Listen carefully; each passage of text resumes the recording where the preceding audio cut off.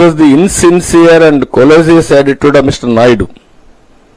From the facts that we have made public, it appears that samples from a ghee tanker that had reached Tirumala 12th July 24 had appeared to be questionable quality and could not pass the 3 tests on examination, and samples of the same were sent to the NDDB Calf laboratory on 17 July 24, and the findings of the analysis were reported on 23rd July 24.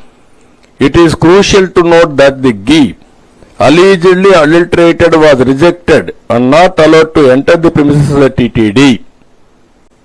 ముందు వచ్చిన 4 ట్యాంకర్లు ఎక్కడ పోయినాయండి? ఎవడో వాడాడు అంటే అబద్ధాలు చెప్పడానికి కూడా హద్దే లేకుండా మహాడేస్తున్నాడు. రేపు ఒక ప్రధానమంత్రికి రాస్తున్నావు, ఒక బాధ్యత కలిగిన ప్రధానమంత్రి, నువ్వు ఒక ఎమ్మెల్యేవి, ఒక మాజీ ముఖ్యమంత్రివి, బాధ్యత లేదండి?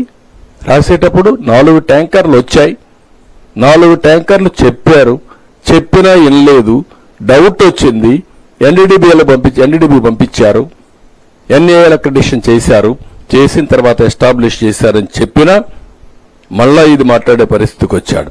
However mister Naidu acting with total disregard to strong religious sentiments. నాకు రిలీజియస్ సెంటిమెంట్ లేదు, ఈయనకి రిలీజియస్ సెంటిమెంట్ ఉంది. రాముడి తల తీసేస్తే నేను అక్కడ ఏం జరిగిందో కనుక్కొని ప్రొటెస్ట్ చేద్దామని వెళితే రామతీర్థం నా మీద కేసులు పెట్టి పోనీయకుండా చేశారు.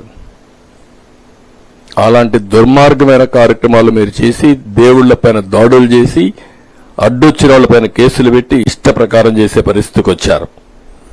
ఇక్కడ ఇంకోటి రాస్తాడు నా మీద. The ఇనాక్షన్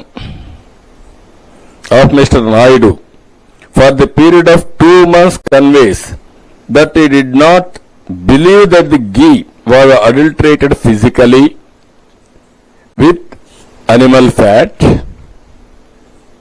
and the finding of questionable quality was made in the process of routine checks as per the protocol. Totally confused. ఈ లెటర్ చదివితే అతనే ఎన్నో కాంట్రడిక్షన్స్ రాసుకునే పరిస్థితికి వచ్చి therefore the allegation made by Mr. Naidu is purely an irresponsible statement and blatant lie made to the people political needs, political ends. అంటే ఏ విధంగా మాట్లాడుతున్నాడు ఒక పద్ధతి లేకుండా అనేదానికి ఇవన్నీ ఉదాహరణలు.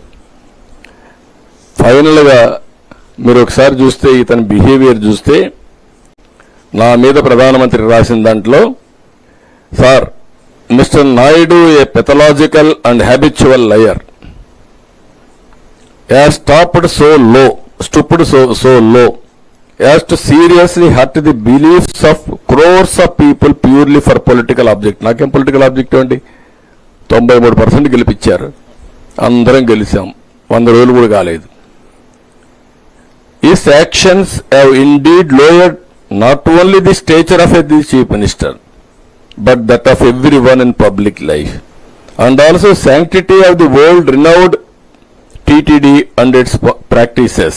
Sir, the entire country looks to you at this crucial juncture. It is very imperative that Mr. Naidu be reprimanded in severest way for his shameless act of spreading lies, and the truth be brought to light.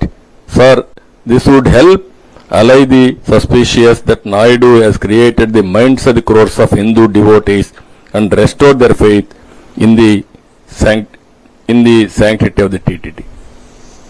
అంటే ప్రధానమంత్రి certificate ఇచ్చేసేయాలి, నువ్వేం చేయలేదా, నువ్వు బాగా చేసావు, ప్రసాదంలో animal fat కలిపిన పర్వాలేదు, నువ్వు గొప్పవాడని చెప్పి ప్రధానమంత్రి వాళ్ళు. What is this? ఏంటి ఇది యాటిట్యూడ్ ఏంటి? ఇలాంటి వాళ్ళు రాజకీయాల్లో ఉంటే నేను ఎన్నోసార్లు చెప్పాను, ఇలాంటి వాళ్ళతో రాజకీయం చేయడం, ఇలాంటి పొలిటికల్ పార్టీలు ఉంటే అలాంటి పొలిటికల్ పార్టీలతో సమాధానం చెప్పడం కూడా జాతికే అవమానం. అలాంటి దుర్మార్గమైన కార్యక్రమాలు ఈ రాష్ట్రంలో జరుగుతున్నాయి. సిగ్గు ఎగ్గు లేకుంటే భయం లేకుంటే ఏమనుకుంటారో చీకొడతారేమో జరిగింది. ఎవ్రీబడి తిన్న